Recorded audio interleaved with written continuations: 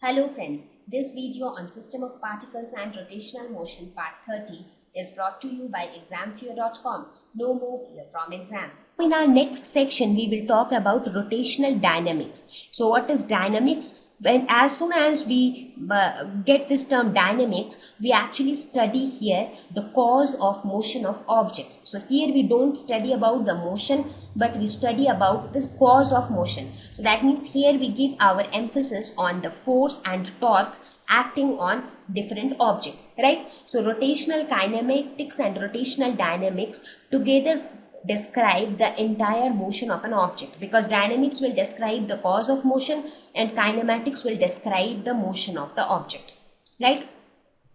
So the quantities describing the dynamics of a rotating body is now in case of rotational motion, the main cause of rotation is torque. So here we will also talk about something like work done by a torque and things like that. So torque is the main quantity that describe the rotational dynamics.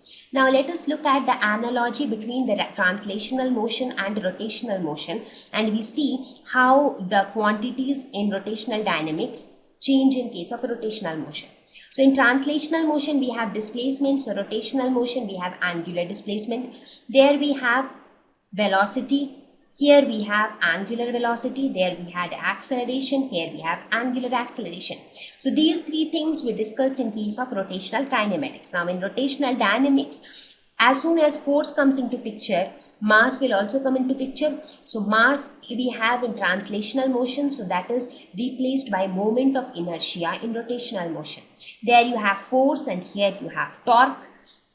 So work done is there in both the cases. Work done is there in case of translational as well as rotational.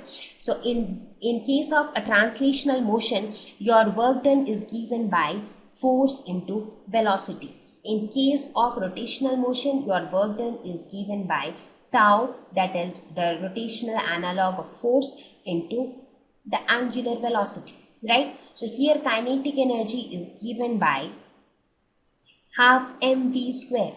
In rotational motion, kinetic energy is given as half I omega square, right? Similarly, in this case, power is given as force into velocity. In this case, power is given as torque into angular velocity. Here, linear momentum is given as mass into velocity. Here, angular momentum is given as moment of inertia into angular velocity. Right? Oh, I'm extremely sorry. Here work done is given as force into displacement, right? And in this case, the work done is given as torque into angular displacement, that is d theta. Right? So this is the analogy between translational motion and rotational motion. So I don't think I need to discuss each and everything in case of rotational motion again, because the expressions and the relations which we will be using in rotational motion will be analogous to those which we have used in case of translational motion. And when we have discussed our translational motion, that is the lessons on motion in one dimension, motion in a plane, and all those stuff, there we have discussed each of these things in detail, that is the work done, force, kinetic energy, power, and all the stuff.